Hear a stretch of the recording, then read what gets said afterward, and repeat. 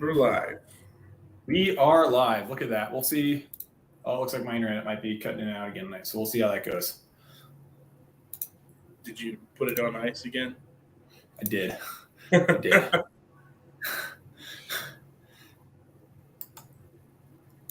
All right. Looks like YouTube's got us up and running. Let's see. Oh, yep. There we are. Let me mute that guy. I just got a notification about our weekly live stream. Wow. Look at that. I'm trying to find it on Facebook, and it's not popping up for me. Oh, look at that. I just got an update. Let me share it into a few groups really quick. Oh, hey, we got one guy. Welcome, Sneak.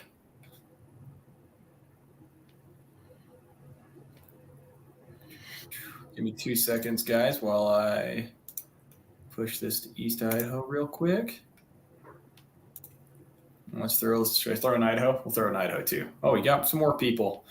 Guys, we got a lot to talk about. There is so much going on in East Idaho this week. It's kind of exciting, to be honest.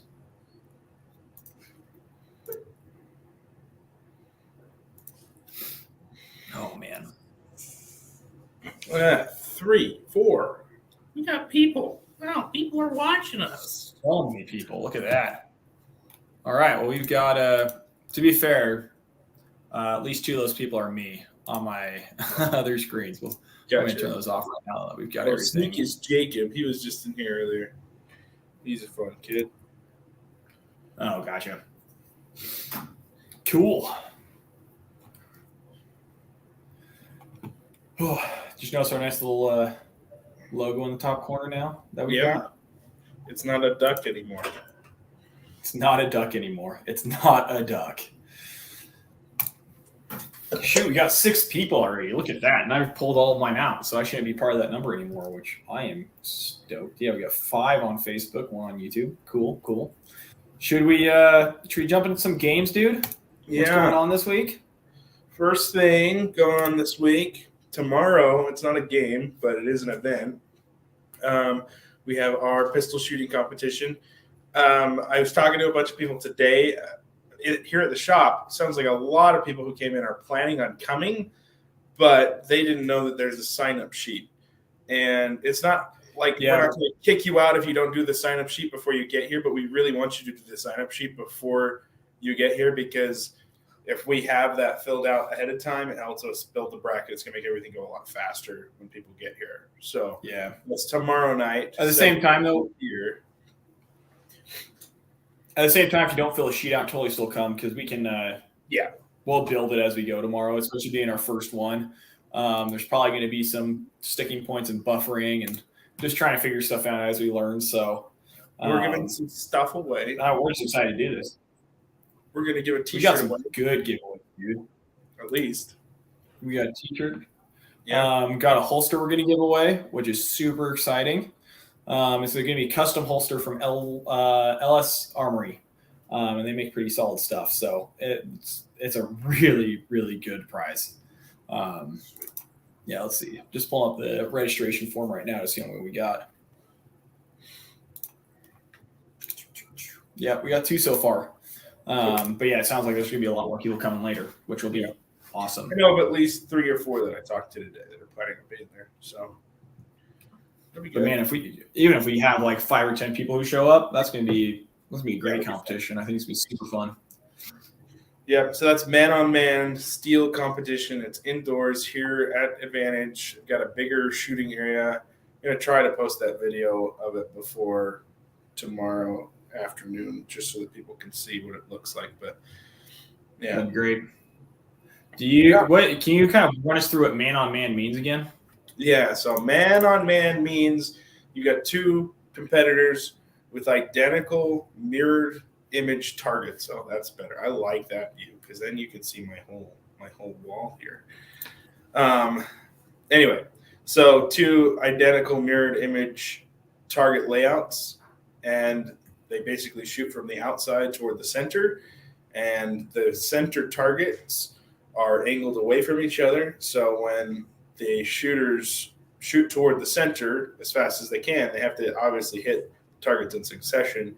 before they move on to the next target. They have to get all the targets down before the last one, and then the last one, as it falls, whoever shoots first will land onto the bottom. And so it's really easy to tell who the winner is without even having to use a timer or anything like that. It's no fancy technology, just simple falling targets that will react to a solid hit. So it'll be fun. Yeah. I'm really excited. I mean, I know both of us have competed a little bit from a real steel standpoint, but I've personally never done any kind of man-on-man kind of stuff, which I think is just going to be super fun. We do some every once in a while, just when we're training out at the range, and it's like I feel like I get a lot more flustered and I mess up a lot when I'm shooting directly against somebody. So I'm not planning on doing super great. I know I'm not going to do super great because that direct competition, I get really frustrated, and you start to feel the misses a lot more than you do if you're just shooting on your own. Oh, that's so true. I was doing a dueling tree with a buddy of mine. Yeah. When was that? Was probably a month or two ago.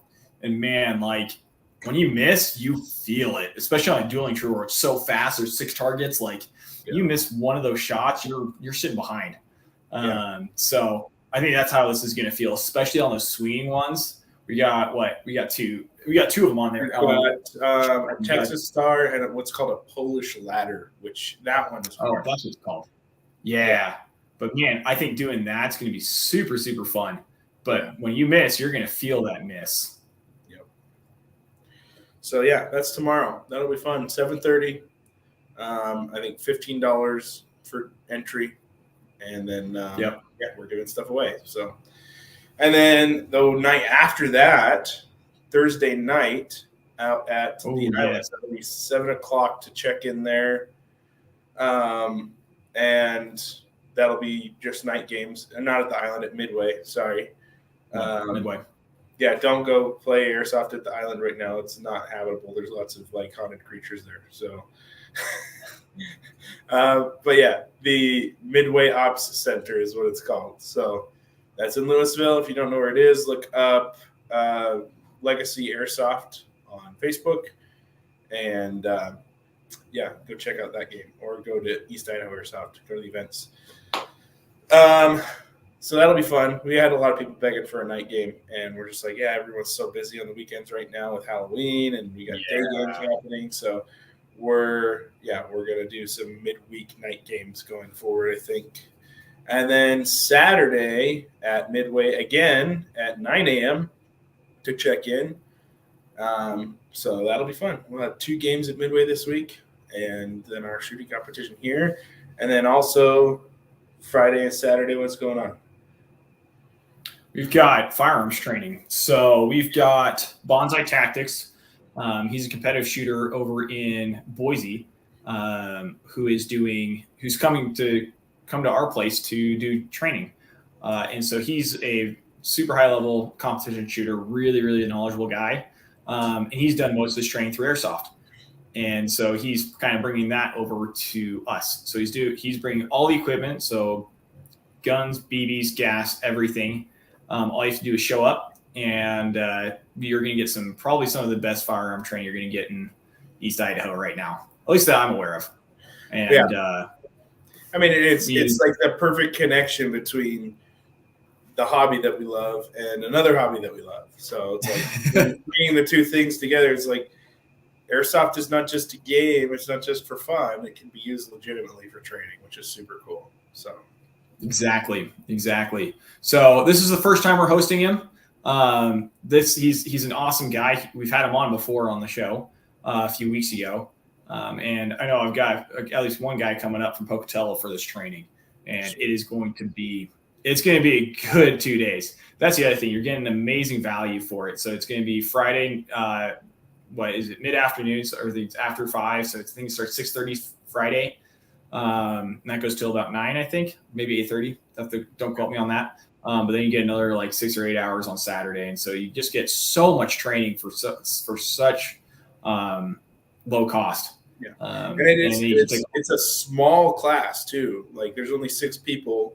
There are 6 slots available, and the reason for that is that he provides everything for you, and it's I mean, from my understanding, I don't know. I haven't heard him specifically say this, but as an instructor, I like teaching smaller groups, and so to be able to have that one-on-one time to teach people really, really rigorously hit the points that you're talking about, I think is really cool. So it's worth the value just in that. I mean, the fact that it's a limited class size specifically so that you get a good value out of this particular style of teaching. So that's awesome. And as I've been talking to you about things, that's one of the big things he stresses is one-on-one time. He wants to give every single student there a ton of one-on-one time.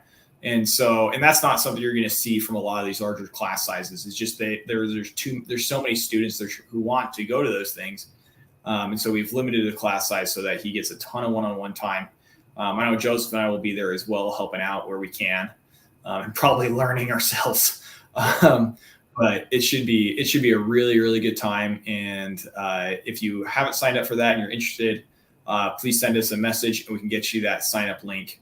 And we'll probably post that as well tomorrow on our page for anyone else who has missed that opportunity so far. Because you really don't want to miss this thing. It's going to be such a good weekend. Yeah. Let's see what else we have going on. I think that's it for this week. Should we talk about next month? Yeah, next month. So next month, hold on just a second, not right now. Next month, there is an event on the 28th of October put on by Angry Unit 1 Airsoft. Some friends of ours, Isaiah Laura and TJ Danielson, are hosting an event at The Farm. So those of you who have been around for a while in East Idaho Airsoft know about The Farm. You've probably played at The Farm. We used to play there all the time. And so this game, since we haven't played there in a while, is fittingly called Return to the Farm. So we've got I'll post that poster up again on our regular feed so that it sticks around long. I posted it on our story a few days ago, so it's gone now. But I'll post a link up just on our regular feed so you guys can see that poster.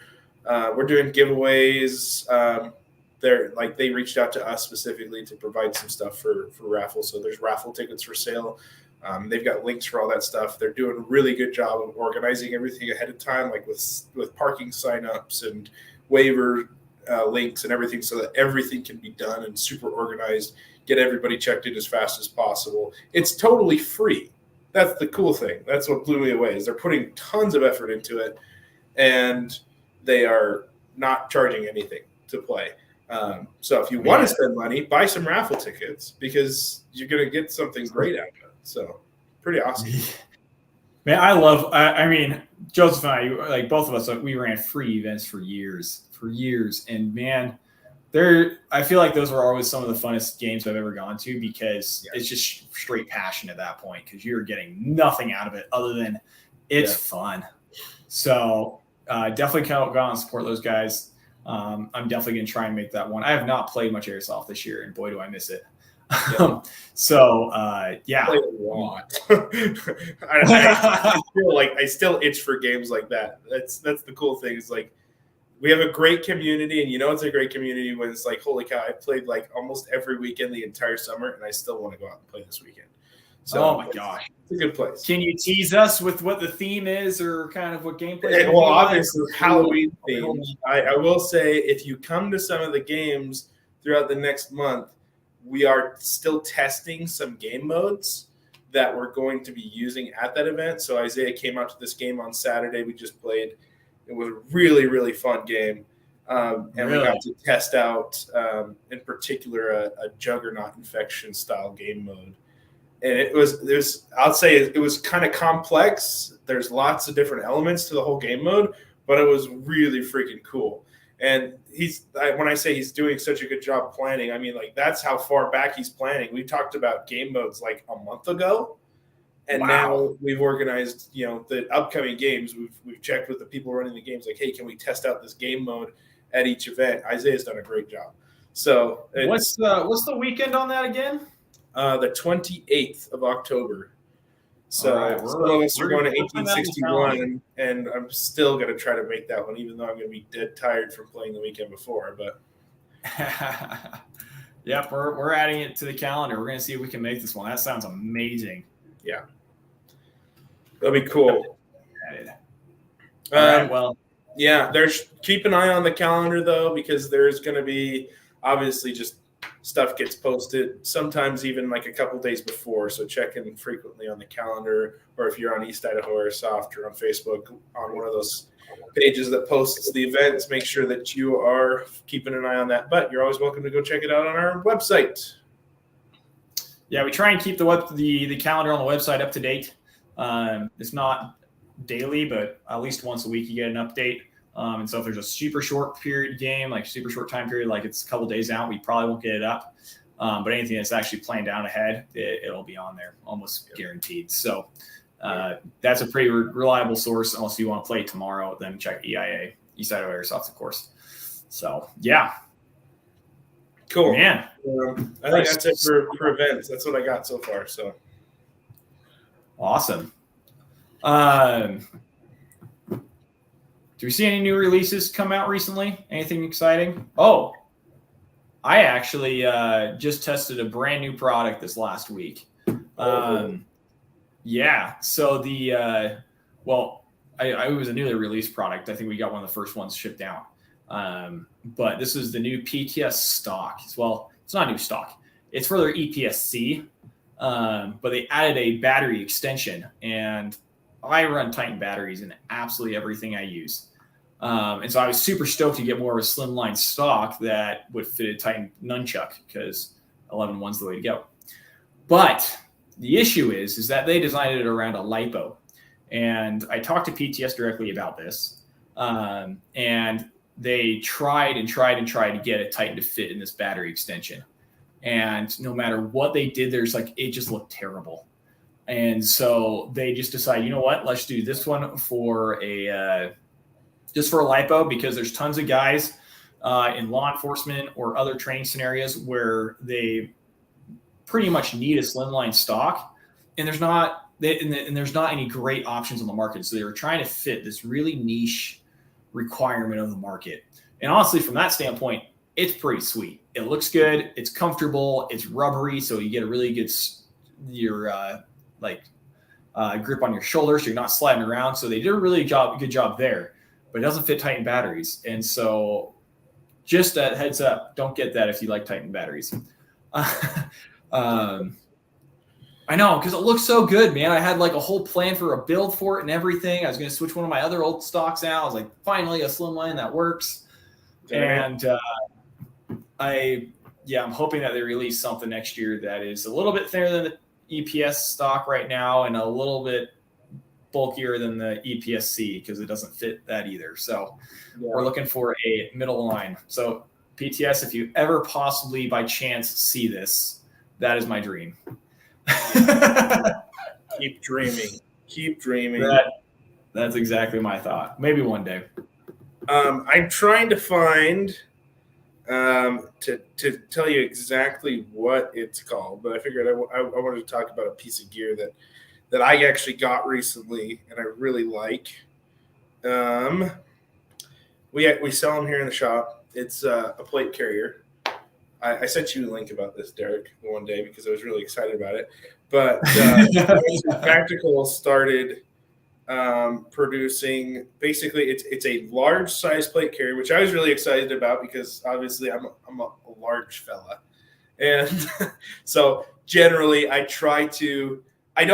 don't like running like the micro chest rigs that everybody uses and the super slim like Cry JPC type plate carriers, because obviously they just don't fit me well.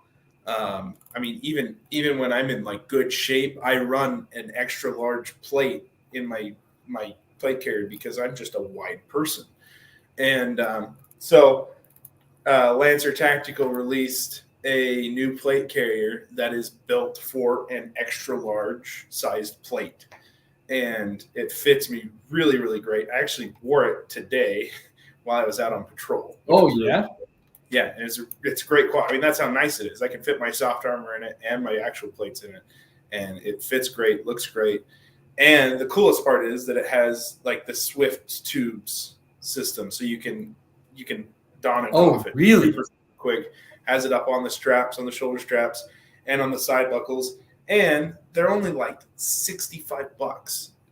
So great price. Really? I mean, and I wore it around today. So the sheriff's office here just got brand new plate carriers for everybody, brand new armor, which is great. But they got like some very expensive stuff made by Mayflower, which is a big gear company. And I when I left my full-time patrol duties at the sheriff's office, I kind of lost the opportunity of getting one of those. But then I showed up in this thing today, and everyone was like, "Oh, cool! I didn't know that they got you one of those. That's awesome that they got you one of the brand new plate carriers that everybody else is wearing because it looks the same." But that's like just a testament to the quality of it. I was just really impressed. So if you want to check out an extra large plate carrier that has the cool Swift clip system that is honestly super easy to get on and off, it's great for airsoft. Does it run? Is it running a full cummerbund? Yeah, so it's a full cummerbund. They Velcro in the back, or you can run any aftermarket cummerbund system. But the clips are built into the cummerbund that it comes with, and just all full molly everywhere. Got the Velcro up on top. It's got what I really like about it is that on the front plate, it kind of has the wings for the soft armor, and it has molly going all the way out to the edge. So if you want to put like a radio inside your cummerbund to kind of protect it from BBs and everything, you can just clip it into the molly and cover it up with the Swift clip. So it was super cool. I love it. It's a nice plate carrier. So come check them out.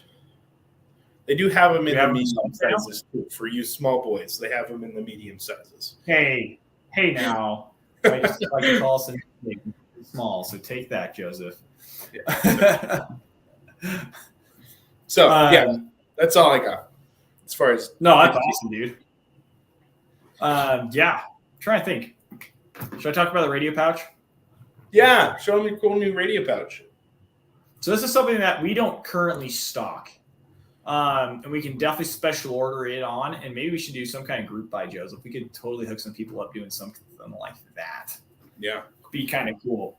So, like many of us, I run a Baofeng, either a UV5R or a UV9R, which is what I'm looking to switch over to because it's a little more durable than a UV5R.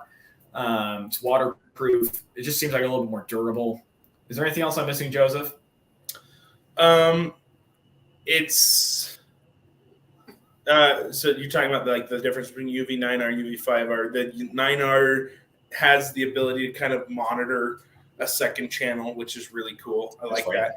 So on most of the Baofeng radios, you can run an A and B channel, and you can toggle between the two channels on the 5R. But on the 9R, you can actively be listening to both channels, but have it set to only respond to one, which is really handy for like when you're doing like an admin role, or if you're like, I use it when I'm running games and I want to communicate with both teams, but I'm on a specific team, so I could be on my team's channel, but then still have communication with the other team. And then I can just quickly toggle over to the other channel if I need to.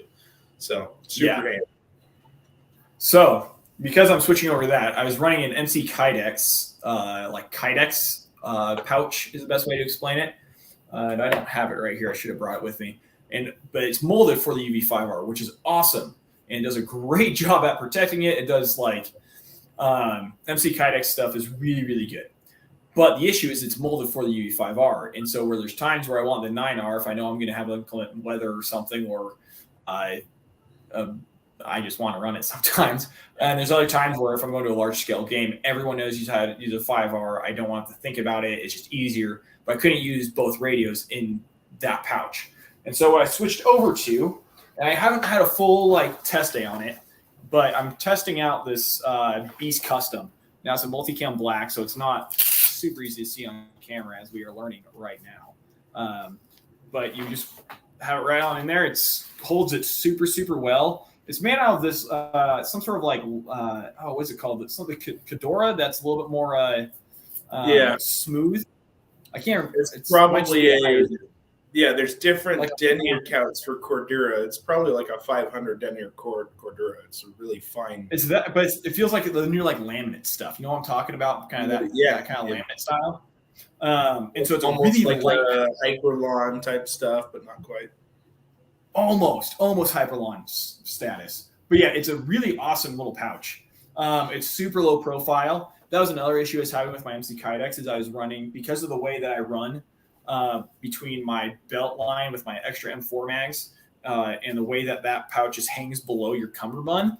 I was having issues with mobility because it was hitting that, and then also my other mag that I had on my cummerbund. And so I was having some issues with that. So I was like, you know what? Let me try this guy out. And I've only done the walk around your house test so far, but I've been really impressed with this one. And so this is something, like I said, we don't normally stock. We can totally get them in, and they come in most colors that you would want. But yeah, I've been really impressed with this pouch so far. It might be even something we look into stocking more often if people are interested. So if that is something you're interested in, definitely drop that in the comments. It's something I've learned testing out gear over the last few years, is that the needs that you think you have for an item, and then like how things actually play out when you use your gear, are sometimes really different. And like I love the MC Kydex stuff. I've had several of their radio carriers. I really like them, but that's the bulky thing can be an issue depending on where you have it mounted. And not even that, but I've thought about, I mean, for instance, like when you run that MC Kydex on the back and it's got that hinge below it, what if you're running a mag on your belt and you turn like this? And how many times have you done this? You turn your body, you're like leaning over a corner, and then you turn back and you kind of get stuck. You get caught. Like, rotate. I don't know if I ever ran into that issue. I don't think I've ever run into that issue. I ran into that issue on patrol, even like running my gear on my vest and then having stuff on my belt, and then realizing, holy cow, I got to like reformat everything to make everything fit in there. So that's just something to think about. Man. Yeah. And it's one of those things you don't know until you actually start running gear and putting it into some different weird spots, especially when you think about when you get out on the field. Like, yeah, you can do your basic twist test, but like on the field, you get in so many weird positions when you're like trying to shoot underneath something or around something, or you're get tangled up with another person and wires are getting crossed. Like, you just don't know until you're out there playing, man. Yeah. Oh, I figured that out just the past week. 2 weeks now running an HPA system. It's the first time I've ever run anything with a hose. And I will say, like, my nightmares of like dealing with a hose and getting caught up on crap and everything was like way over dramatized in my mind. I always thought, like, man, I'm going to get caught on everything. I'm going to have to like toss my gun over to somebody, and I'm going to forget that it's plugged. It's like all this dramatic stuff. None of it really applied. And like, yeah, there's a little hiccup here and there, but as long as you like think through some of it and like think about where you're running your hose and how it, you know, fits on you with your sling and your other gear and everything, it really isn't a big problem. So it's good to know, like, sometimes I'm like over dramatic with how I set stuff up, apparently. I mean, even to that point, I remember, man, it was right after we opened the shop, we got those 2 Tippmanns in. Yeah. And we just wanted to run up those paces because we were when we first started, we were buying used stuff and cleaning it up, really tuning it up to make sure that was good for customers, because we didn't want to sell anything that was bad, of course. That was definitely not our intent. But it's just what we had. And so we got this Tippmann in. And if you guys aren't familiar with Tippmann, it's an HPA system with recoil, and it's actually kind of cool. But I took it out for a day. I was like, we're just going to see how this goes. This could be a mess. I'm not an HPA guy. I'm an AG guy. I don't want to deal with the line. And the line wasn't the problem. I didn't have an issue with that. It was dealing with the weight of the tank, because those things get kind of heavy. Yeah. And so that was my biggest gripe, was the tank more so than anything else. For those of you who aren't familiar with HPA and AEG, HPA stands for high pressure air. A lot of paintball companies still use high pressure air in their guns, or CO2. But I mean, high pressure air is a pretty common method for transferring stored energy into BBs flying downrange, basically. Yeah. And so you have to run a tank with a regulator on top of it. You know, it comes out to be, you know, that tall or so.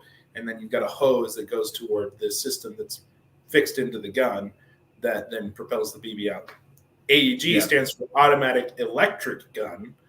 which obviously it's a self-contained system inside the airsoft gun, and then it runs off of a battery that spins the motor. Yeah. So when we're talking about HPA and AEG, they're two completely different systems that ultimately have the same goal, have the same effect pretty much. Both have their pros and cons. Some of them we're less familiar with, so we're kind of starting to try them out. Yeah, I know. And so I know I'm working on my first HPA build off a tank here pretty soon. And I'm surprised how excited I am to give that a shot, because I've been playing, 15 years or something. I've almost solely ran battery. I'm and excited for you, man. It's I think it's like I've definitely had similar results with AEGs, but HPA nowadays, it seems like with the systems that are available at the price point that's available and how easy it is to install, it's just almost a no-brainer. I mean, I'm happy to build AEGs for people all day long. I do it literally all day long. But literally, it is.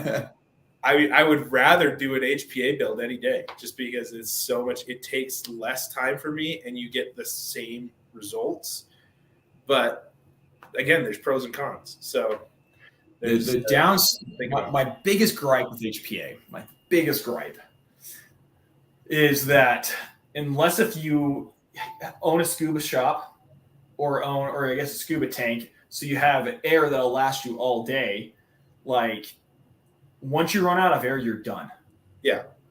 And you can carry 14 tanks, but that's not from a financial standpoint. It's not reasonable to have a bunch of tanks in your car all day. I'm sure someone who knows more about HPA than me is going to get in the comments and tell me I'm wrong. But the nice thing about battery is you can spend $40 to $60 on batteries, and you are good to go for a couple weekends. Yeah, I mean, especially a Titan. If you buy a Titan, and I literally have played 2, 3, 4 weekends sometimes without even charging my battery. Well, I was talking to the PTS rep this week about the stock stuff, and some Titan stuff came up. And he's like, dude, I literally run a Titan for 3 weekends, and he's traveling to these massive events. I think he was saying 2 to 3 weekends a month.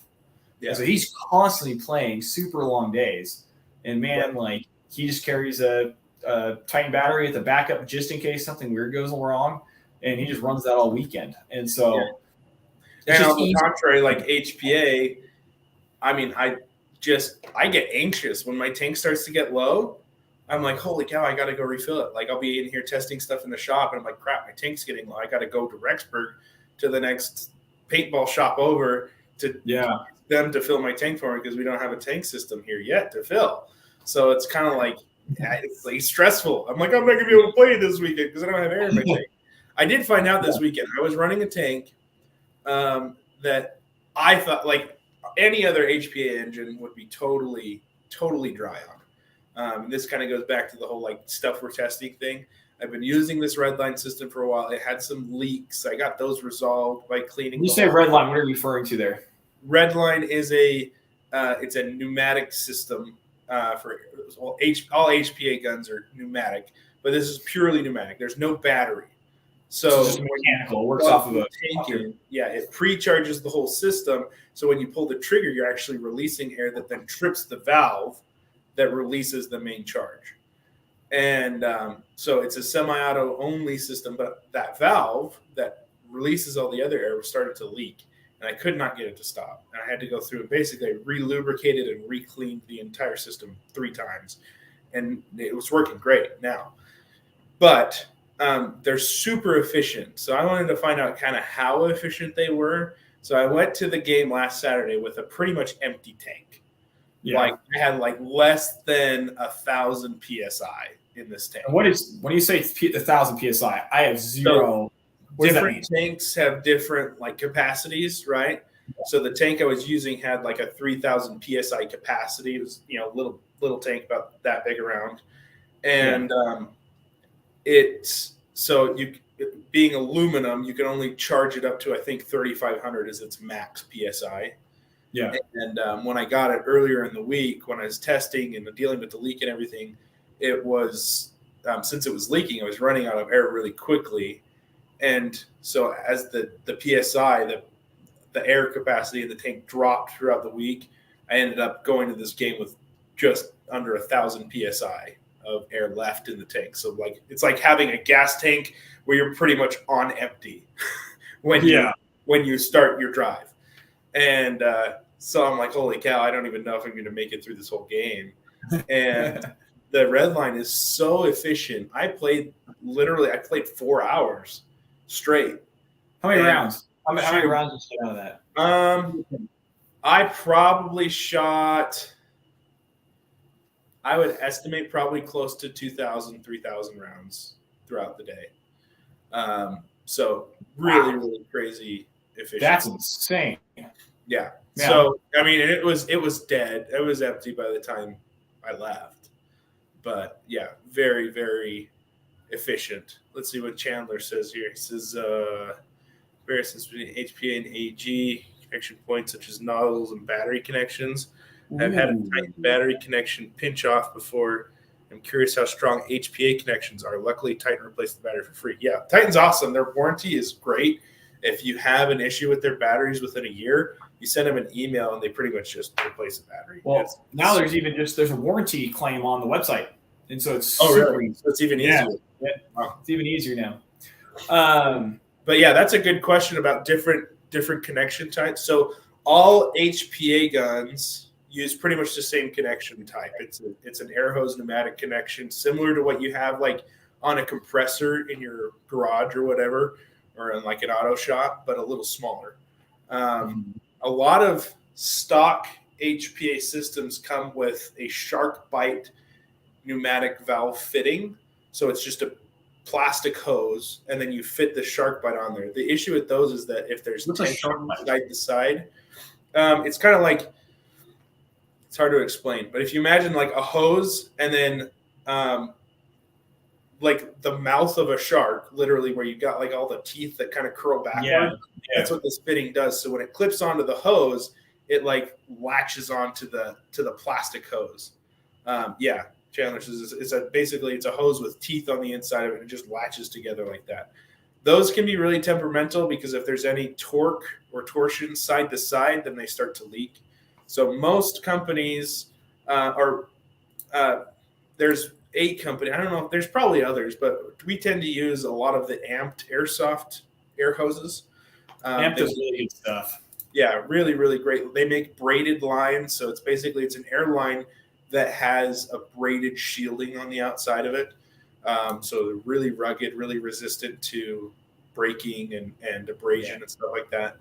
And but they come standard with the air hose attachment rather than the SharkBite attachment, which is really nice. So a lot of people tend to just switch out the hose that goes directly into the engine to start with, because it's like a $30 hose, not super expensive. So it's easily worth, when you're paying, $300 to $600 for a new system.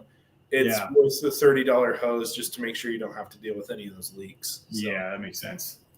For when it comes to battery connections, correct me if I'm wrong, but I'm pretty sure it has been standardized for HPA to be using the JST connector.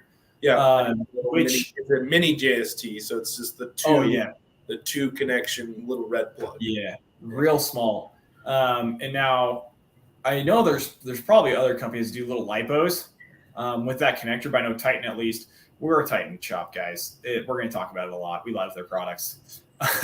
But they make a specific HPA type battery that comes with that JST connector, the mini JST. Yeah. And then nozzles, you've probably had a little bit more experience when it comes to HPA nozzles than I do, because I have none. This much. No, that's a great point too, because there is, just depending on what you're putting the HPA engine into, you may have to change the nozzle. Like for instance, I have a red line in my M4. Basically, it's like a Mark 12 SPR style M4 with the quad rail and everything, but it has the same air nozzle length as just about every other M4, right? Somewhere between 19 to 22 millimeters. Yeah. That same Redline system we just installed into one of my friends, Jacob, who was in the shop earlier. He's got a SCAR HSSR. And so when he installed the Redline into that, we actually had to order a longer air nozzle to fit that specific system. So it's just like AEG gearboxes in that sense, where you do have to make sure you get the right nozzle, and you get the right hop up, and you get the right. Sometimes you have to shim the gearboxes and the housing so that everything lines up. That's one thing that we've learned a lot over the last couple of months working with HPA in the shop, is that alignment issues affect HPA a lot more severely than they do AEGs a lot of the time. Why do you think that is? Primarily because the nozzle moves back and forth with air pressure. So if there's anything restricting that nozzle from moving back and forth, the air pressure will just bypass that block.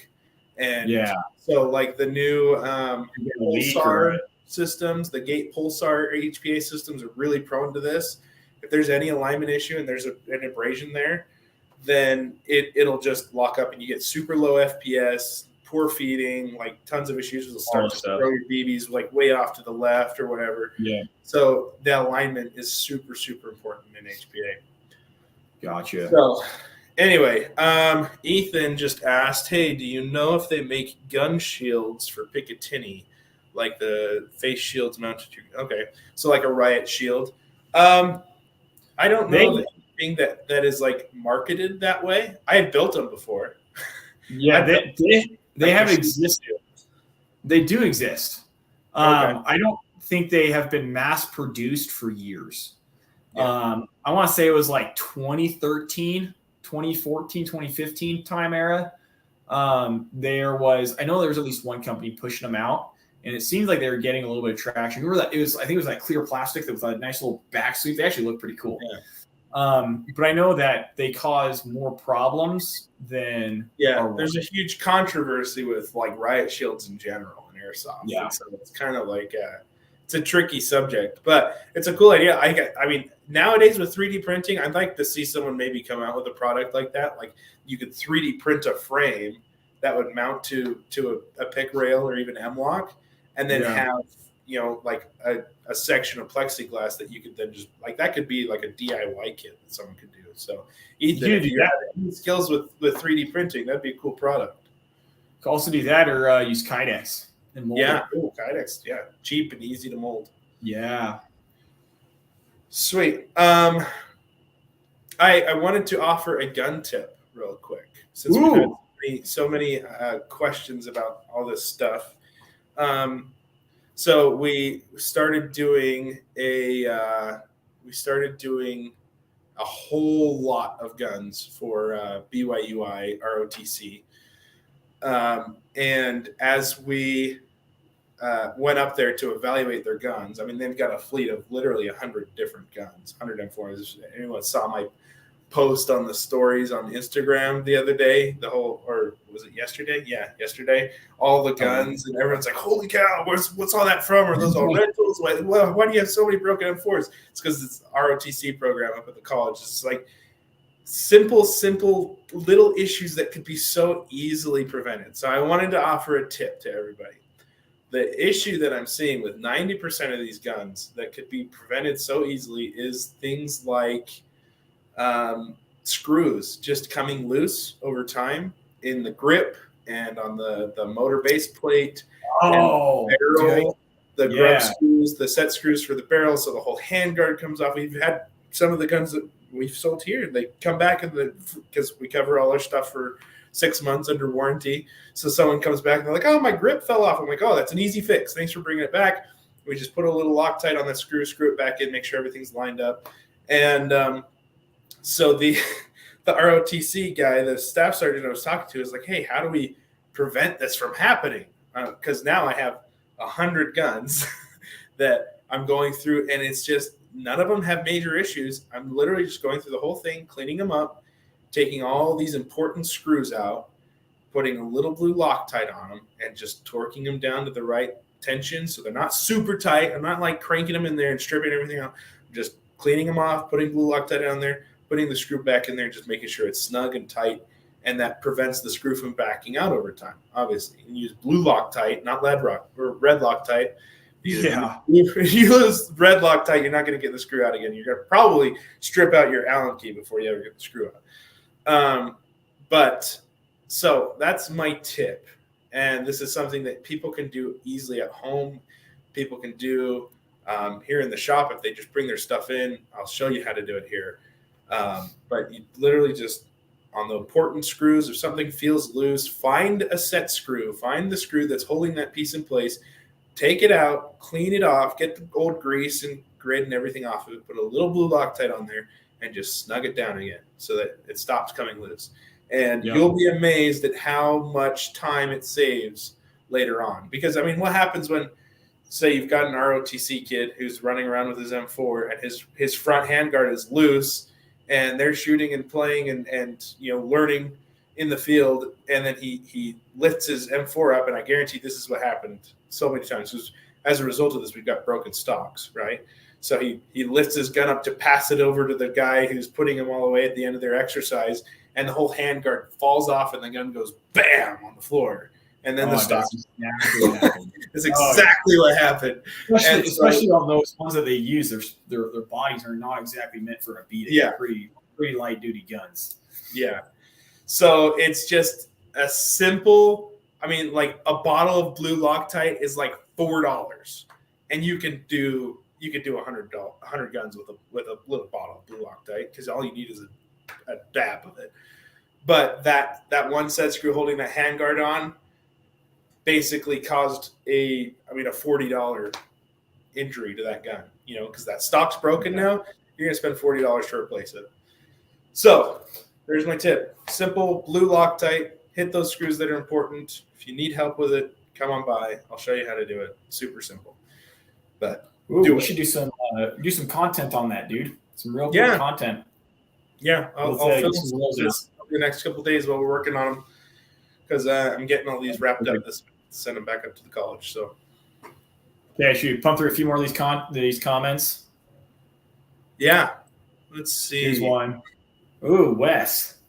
I'd like to try HPA systems someday. I've always been interested, but the high upfront cost has always been a deterrent.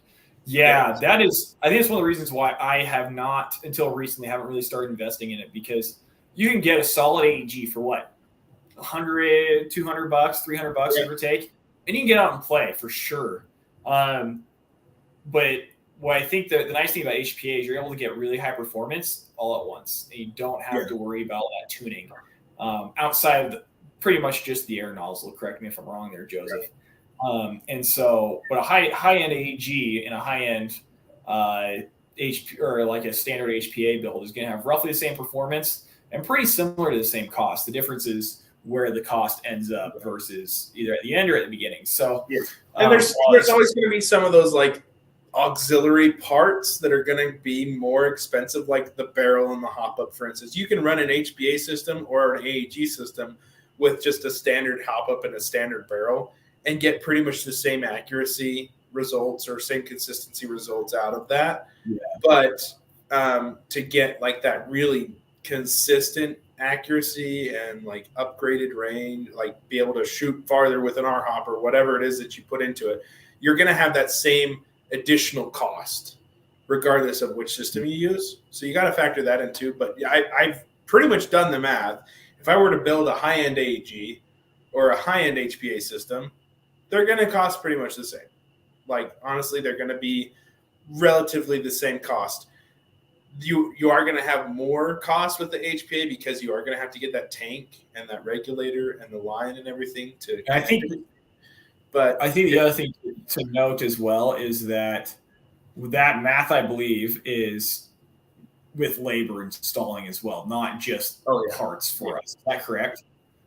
Yeah. No, it's if you're doing this work at home, installation for AEG is a lot more expensive because it's a more specialized installation. There's a lot more that goes into installing all those small parts into a gearbox rather than an HPA system that as long as, and now I'm going to put a caveat on this, as long as you're using the right parts, because not any HPA system is going to go into any any gun, like we talked about earlier, you have to make sure you have the right parts.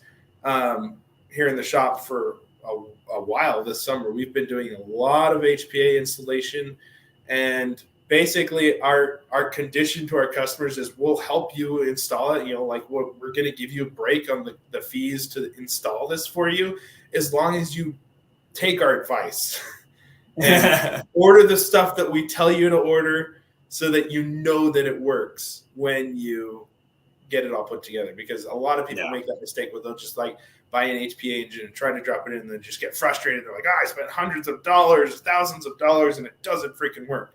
So just do your research. There's a lot of help online. We're happy to help you here in the shop, but just make sure you do your research and take our advice when you do that. So, dude, Ethan's got a really good question. Should we dive into it? Yeah. Okay. What do you both think is a great gun for the next year? I'm thinking of trying something new. I don't play too often, but want to try and go more. So we're probably looking at, let's set some parameters, probably angled more towards a beginner setup. It sounds like, because they don't play a ton. So let's not dump a grand into a gun, right? But what's a good different gun? A good different gun would be so this is my personal opinion, but that's what you asked for. You said think, so I'm thinking. This is my opinion. We've had some updates to a lot of the rule sets. I mean, you've seen this kind of across the nation too, but here in East Idaho Airsoft, we've recently updated our rule set to allow some full auto, right? And that's specifically with PDWs, SMGs. So anything that would be a pistol caliber in real life, you can use full auto or burst fire in games now, which is great, right? As long as you stay inside the FPS limitations, and as long as you're not like overhaul, you're not like just dumping full auto on an entire mag on somebody. That's not cool. But the advantage of that is that you get a little bit more suppressive control, maybe a little bit more effective fire, close quarters or whatever. So my suggestion would be something like either an MP5 or the Battle X, the Lancer Tactical Battle X. Dude, I was literally thinking those exact two options. No joke.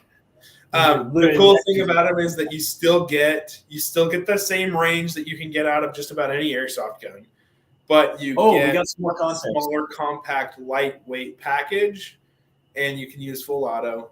And generally, the mags are even cheaper because they're just smaller, different mags. So he just commented. So he's got LMG Crytek Alpha, which is M4. M14, so more of a DMR, and M16, again, not really true DMR, but a little bit something that's a little bit longer. And KWA Ronin, which I believe is another standard M4, or something along those lines, right? Yeah, it's like a 10-inch typically. So it sounds like Ethan's missing an SMG in his diet. Man, I would either look at the new Cyma Platinum MP5s. Yeah, you want to go something a little bit higher end there. I think those come in a little over $3. And then or one of the Battle X's, and I can't remember the exact price on that. But those the Battle X are typically, the Battle X is going to run you about $220. The SEMA, there's a SEMA MP5s, and then there's a SEMA SMG 9s, which we typically carry here in stock. It's like it's an AR platform, but it uses MP5 magazines. So it's like an MP5, but cooler. So either this may be your cup of tea, since you're obviously into M4, M16 style guns, but you want an MP5. I would look at the SEMA PDWs, any of the SMG 9 series guns. We can get them in different lengths, different stock types. We typically carry the 8-inch model with the super compact M4 style stock here. Yeah. And they're great because they have 13-to-1 gears, a high torque motor, super fast trigger response, super fast rate of fire. I will say the battery storage is an issue. So unfortunately, you either got to upgrade your stock to use Titan batteries or stick with a lower lithium polymer battery. But they're awesome guns. Out of the box, they're super fast, super responsive. They're they're actually pretty efficient on batteries too, and you get to use that full auto. Plus the quick change spring guide. That's awesome. So yeah, and they're going to run you about $380 is the price point on those, $350 to $380. So on Simos. Mm-hmm. Yeah. Well, shoot, we're so Thomas Capo, shout out to you, man. He's got the battle axe. Really, really likes that. I think he brought that to. I went with him to American Milsim Arsenal. I don't remember you using that very much. Correct me if I'm wrong in the comments, dude. But when we did mess around with it, it was solid. Super, super awesome gun. Ben Sear, my soul wants to play again, but my body wants Oreos and naps. Well, Same. Ben, it sounds like you should get a sniper. Right. DMR. No. DMR, even less work. Let's get you an LMG with a really nice upgraded hop-up. That's the way yes. to go. Ben, we'll build you a LMG. We'll get you all set up, man. Would love to see you out in the field again. Haven't seen you for a hot minute. Yeah. Oh, it looks like we got Ethan Soul on an MP5. So come to the shop. We'll get you taken care of there.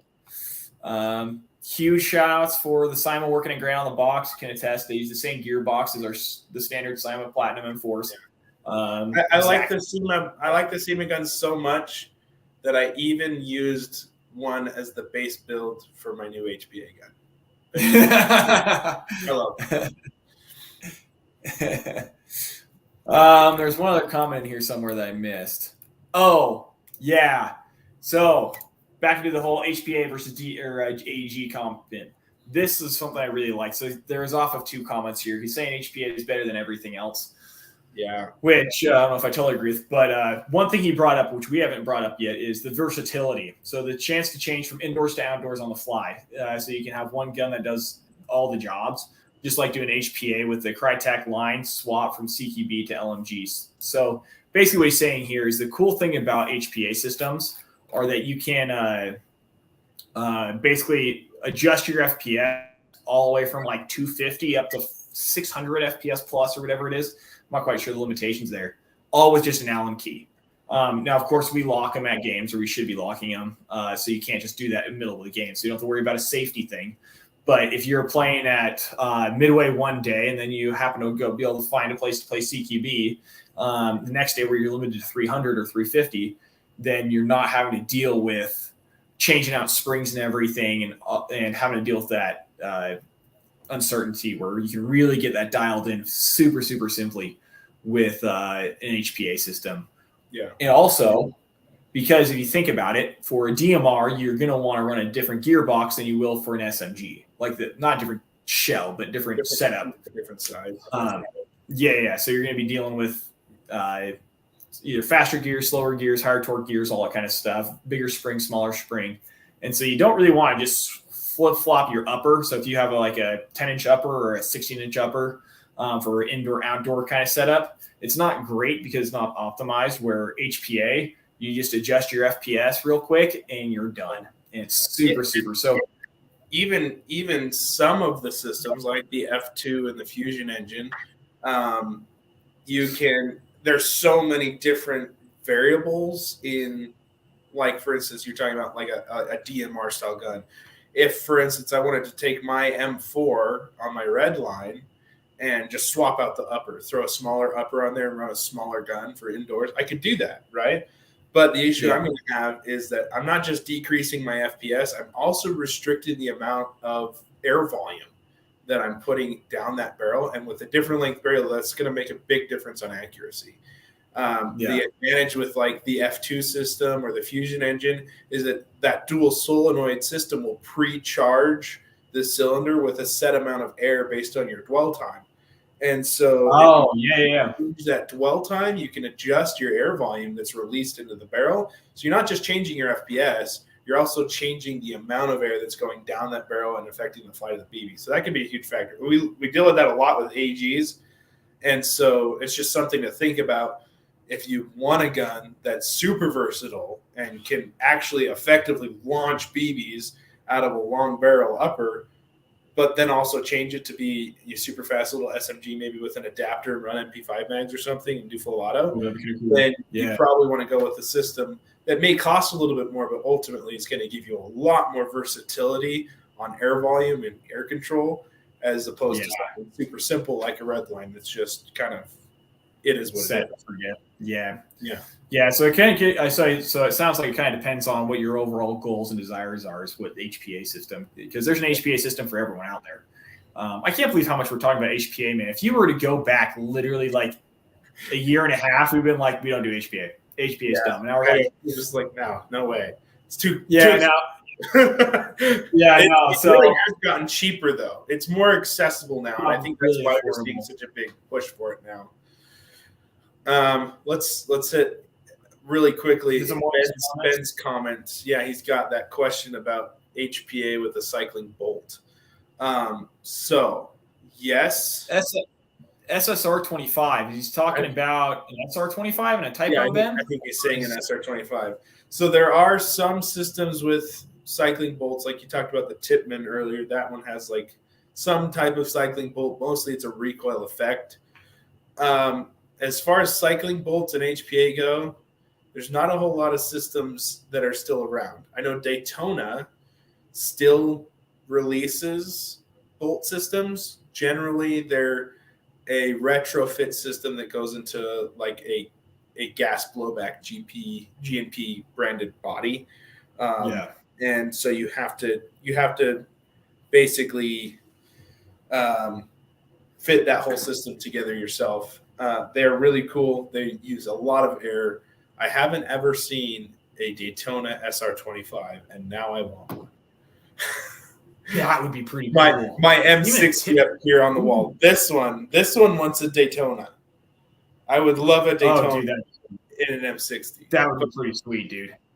Yeah, if you haven't ever heard of Daytona guns, look up Daytona kits. They are awesome, but expensive. They're dope, and they're not super widely available either. Yeah. But what we can do for you, Ben, is do a standard HPA setup in an SR25, which would be we are actually a Redline in an SR25. Cool. That'd be fun. Well, we're actually we're getting a new SR25 system in here pretty soon. Yes. Which we are super stoked to see what it's like. It could be a perfect candidate for a dope HPA setup that's affordable from a grand scheme of airsoft standpoint. Yeah. And boy, am I tempted by that. So watch out for that. I think we've got that on its way. We're probably 3 to 4 weeks out from seeing content from that, but hopefully that's going to look really good for what we're planning on doing. All right. What else? What's the next here? Oh, Ammon Howard, what we got? The Battle X is great. So talking about Lancer one we were talking about, a slightly upgraded version to the Nemesis is great as well. So yeah, another shout out for that Battle X. Those things are. Well, yeah, we started talking about a year ago about the Battle X's when they first came out, and that's one of the things. I was hesitant on them.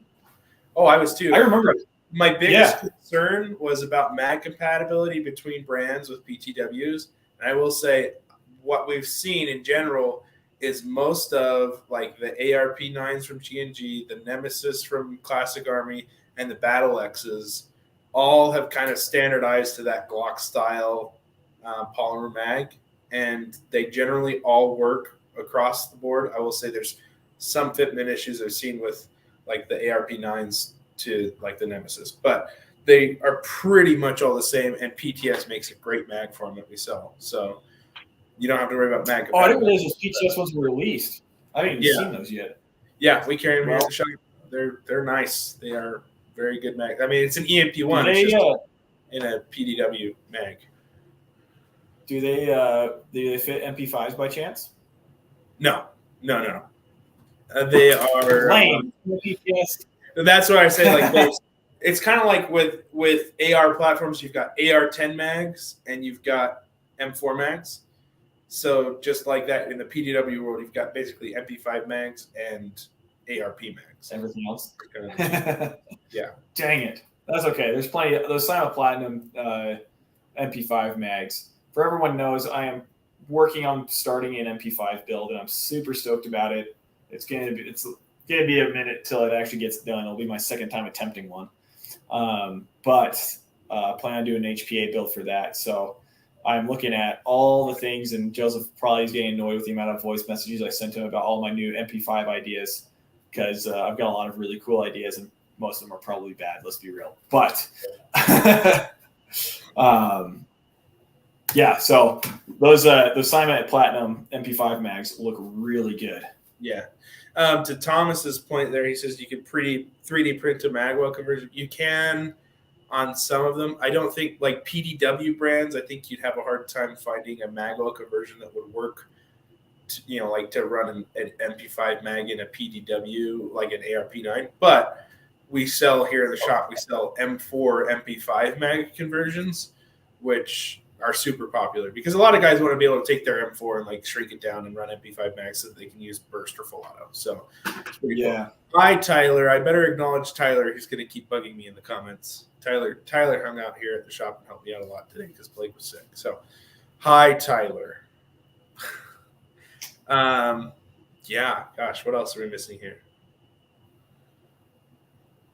Oh, Thomas apparently is a Wolverine fan. That's what you got a Wolverine recently, right? Yeah, it is a Wolverine. Thomas, you can tell me what I have. I can't remember what it was off the top of my head. Inferno Gen 2. That's what it is. So it's basically it's like the Polar Star Jack. It's a single solenoid system. Fast. Yeah.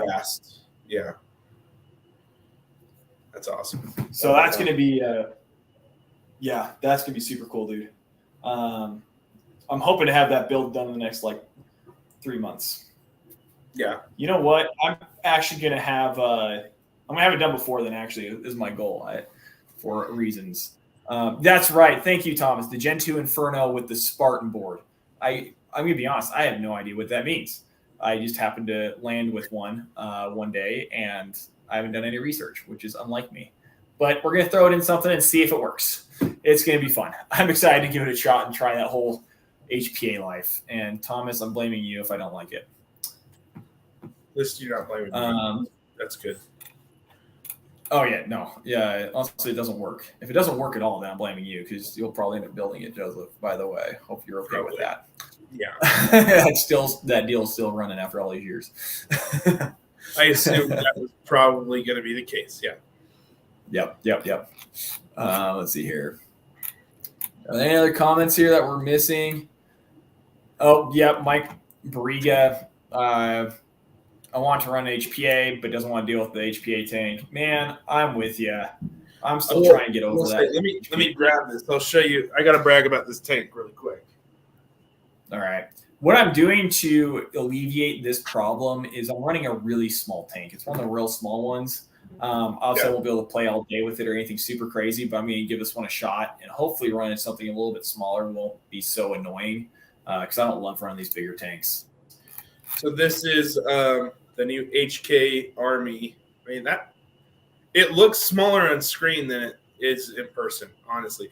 I know it's but that's a 68 cubic inch tank, which is about the second biggest tank you can get.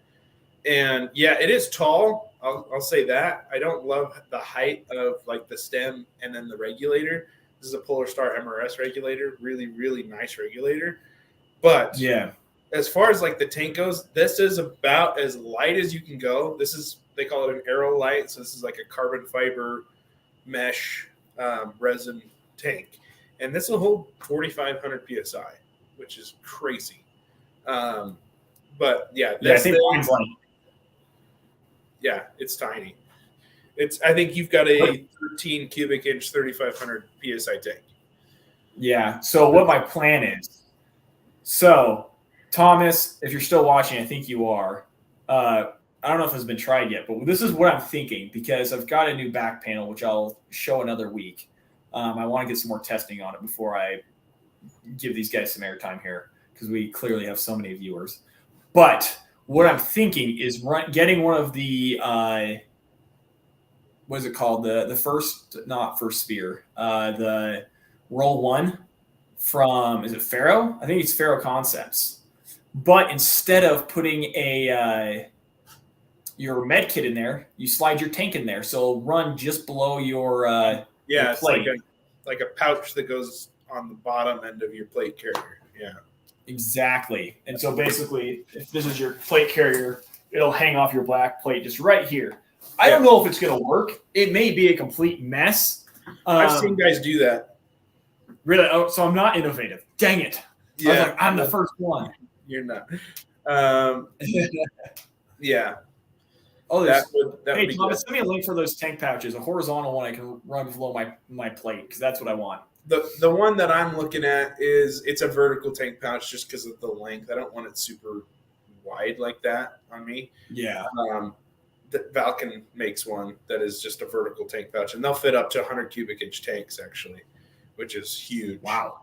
But yeah, that's just for when I don't want to run a backpack. I just want to throw it on my plate carrier or whatever. So that's my plan. I mean, honestly, I could always run just literally in my plate or in my my Haley Strategic flat pack. I could totally run it one back there, but that doesn't look cool. So, and we're all that cool. That looks lame. Speaking of which, I should empty my air out of my line so it doesn't leak. But yeah, look at these. If anyone's looking for a tank and has a good budget, I will say these are like $250, but this is a really solid tank. I think that's kind of the ideal size, because I've ran the real big ones and they're just so big. So Hayden brought over his. He has a couple of the Ninja Carbon tanks, the same size, same specs, and everything. This is lighter, like by several ounces. This is lighter than the Ninja Carbon tanks. Wow! So I was really impressed. Wow. Yeah, and that's HK Army, you said? Yep, HK Army, and they call it the Aero Lightweight Air System. So, yeah, carbon fiber, constant flow, 5-year hydro, made in the U.S. So, yeah. Oh, made in the U.S. Yeah. I'll forget when things come around. Yep. Cool. Anything else we want to? Oh, hey, thanks, Tyler. Tyler likes my set. He actually helped me like get the angle right and everything. So, thank you. How much will it cost to make my SR25 into an HPA setup? Tyler, that's a great question. It totally depends. I'll say this depends on where you're starting in general. Now, knowing Tyler's SR25 because I built it, it's not the same SR25. It is the same one, yeah.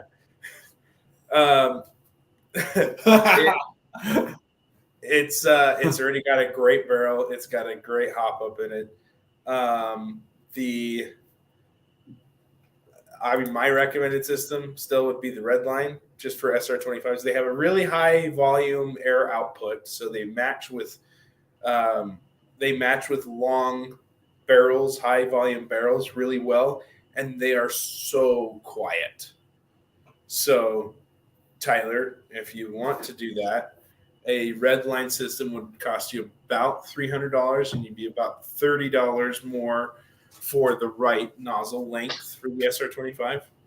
So yeah, you're under $350 for the HPA system, and then a tank line regulator is going to vary depending on what you decide to go with. There's lots of different options and budgets. Some of the SLP tanks and regulators are really inexpensive, and you can get a good setup for like $150. But in the higher end range, like the Aerolite tanks and the MRS regulators, you're probably closer to about $400. So totally depends on your budget, but I would say you're anywhere between $450 up to $700. So yeah. Anything else I'm missing? Any other questions people need to ask me? I don't think so. I don't think I think we've gotten everything so far tonight. So if you've got any things that you want to have answered or any thoughts, now is the time to ask. Yeah. Let's want to run over, do a real quick overview of everything going on again this week, and then we'll probably wrap things up unless we got any other questions. Really quick, Tyler or Colby just asked, what's the best M4 on the market right now? I'd say Ooh. best depends on your definition. I think if I were just to do a blanket statement, I'd probably lean towards a BCM. Yeah. I think that's probably best quality for the price point. Yes, any of the, and I know some people who are going to disagree with me on this, but any of the VFC Avalon series guns are a great value. When you get into some of the name brand stuff like the BCM, the price goes up because of the branding, because of the reason why I would say the BCM over a standard Avalon is mainly because everything you get with it. Not so much like the gearbox is solid. The gearbox is great. It's one of the best in the market. There's not a whole lot of argument there. But the rail you're getting is a licensed BCM rail. I believe it's probably almost exactly the same as the real one, and so those are really solid. You're getting the BCM stock, which is a really well-designed stock, but then you've got plenty of battery space. You're getting the BCM grip, which I'm just super biased. I love them. I think they're incredibly comfortable. And so it's like a complete package where if I were to look at like a standard Avalon, the stocks are horrendous. I will literally, that's the first thing I'll change. They're terrible. They're so bad. They fall apart. I literally was running one and it was falling apart as I was running down the field because of the way it's designed. So the stocks are terrible. The rails are fine. I actually really like the VSC pistol grips. The stock VSC pistol grips are awesome. But yeah, the stock to me is just you have to switch that off if you're going to run a lower level Avalon. And it's like, okay, might as well look at the BCM. So that's why I probably say the BCM. If you're just going to dump money. The biggest counter, I think, to any of those is the fact that the Avalons in general just have some MOSFET issues. There's some QC issues with MOSFETs. I've seen a lot of them. That is true. We've replaced a lot of them here in the shop, which isn't a huge issue. I will say I love doing like a Titan install on a stock Avalon is like a really satisfying job to me because it goes in so easy. And that's a gate Titan. Yeah. Gate Titan, not Titan battery. Yeah, so that's gonna be an electronic trigger unit, so you get a bunch more functionality on your trigger. Those are pretty cool. I'd say my other two suggestions for best M4s in the market are coincidentally the ones that we carry. Right. The Cyma QBS system, any of those are great, but again, there's some MOSFET issues. That's the nice thing about our warranty is that we fix those, and I'm so familiar with them. Honestly, it's you don't have to worry. Well, I think the cool thing about the Platinums is you get probably 80 to 90% of the performance out of the box. Now they do cut a few corners, such as body quality. I've snapped the receiver. I've seen plenty of them snap because they are weaker, but the replacements aren't too expensive, so it's not a terrible thing to have happen. But overall, I think the Cyma Platinum currently is the best bang for your buck on the market, and they're really hard to beat. The other option I would say is the Lancer Pro lines. The Gen 2 Pro lines are super, super good quality super good quality outer components. They're pretty basic. Like there's not a ton of like styles to pick from. I mean, there are, but a lot of them are kind of dated styles that a lot of people aren't interested in anymore. But if you want a really good gun to build off of that has a good solid trigger system in it, like the MOSFET in those it's basically a Zion Arms MOSFET system. They're really rugged. They come with great motors, pretty good barrels. I mean, it's a polished brass 6.03 type bore, and the nice rotary hop-ups. The internal components in the gearbox are really nice. But honestly, those three options are really good. I mean, and the BCM being the most expensive, you're like $525. We have one. We carry them now with the Aster pre-installed, so you don't have to worry about the MOSFET issue. Really good. Yeah, and then the QBS is going to run you about $325, and the Pro lines. The Pro lines, the Lancer Tactical Pro lines are between $260 to $290. Yeah, they're just sub 3, so you got kind of all your price ranges other than the. I mean, they're all got premium level, all super good. Here's a question: Now, I know we have limited experience with some brands, so we have to take that into consideration. What do we think is the best beginner M4 right now? That I think is I love this beginner space because it's so fascinating on how every company, because obviously when you're going into a beginner M4, you have to cut corners. You can't do a MOSFET, metal body, sure. double O-rings everywhere, metal air nozzles, nice motor, ETU. You can't do it all. And so every company has been trying to figure out that perfect formula for the beginner M4. And so I love the beginner M4 space, and I find it super fascinating. Yeah. So the question is, what do you think is currently the best beginner M4? So when I say beginner, sub 200, not including battery, charger, BBs, all that stuff. Just the gun. Not what is the best battery charger? Okay. Well, that's, again, super easy. Lancer Tactical. We carry them here in the shop. They're great. I will say, like, the Arcturus guns are, I think they're just a little bit above that price point, but they may also be pretty good options. Lancer Tactical just lowered their price points on all their pro lines and their hybrid series guns, which is basically it's a starter pack with cooler externals. And so, like, if you're looking sub $200 without the battery and charger, like assuming maybe you're going to drop like a Titan battery or charger into it, then I'd say any of the Lancer Tactical hybrid line guns are super, super good value. I mean, the internals are, I would say standard internals.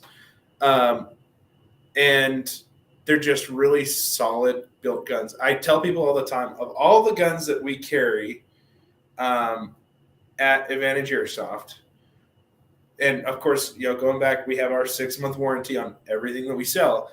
The guns that I've had the fewest warranty requests for repair are our starter pack guns. And that's not because of a shortage of sales on them. We sell tons of them. And so you'd think that I'd be spending tons of time fixing these guns. But in reality, like, they're just really, really rugged. They run super well. They run forever. And I mean, we still have a lot of guns running from years ago that people just loan to their buddies. I'll say, aside from the Lancer Tacticals, the Specnas.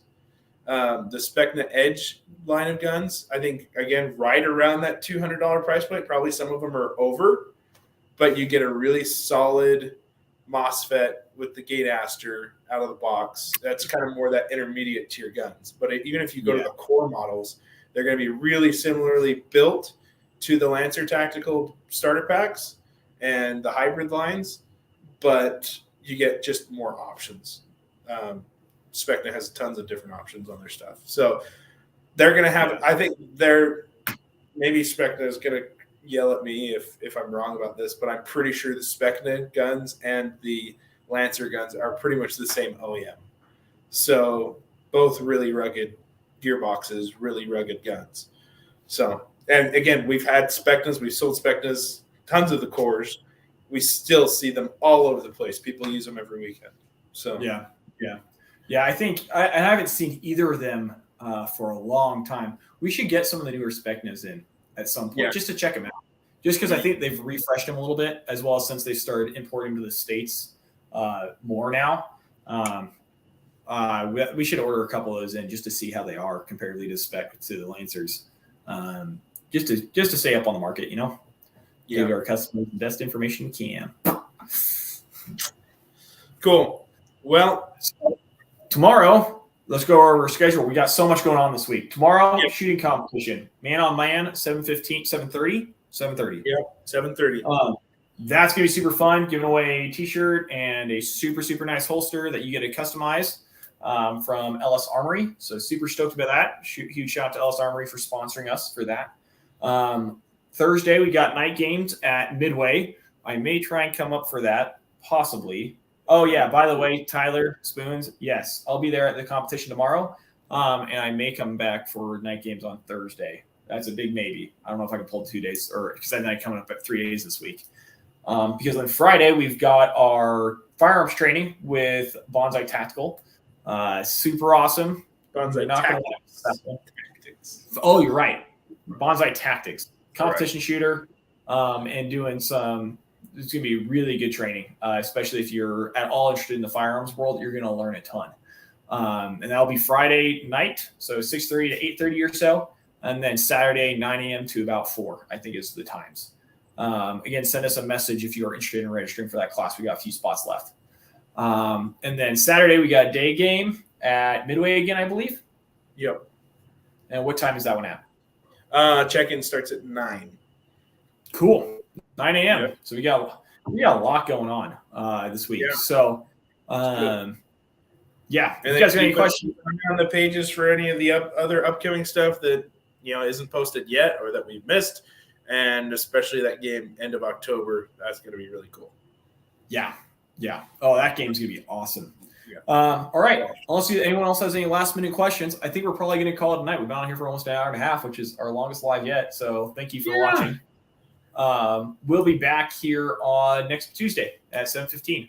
And if you guys have anything that you want us to talk about or gear you want to have us test because you're interested in it, send us a message and we will see what we can do because we love testing gear and trying things out. Or we know people who have used it and get some solid opinions from the end user there.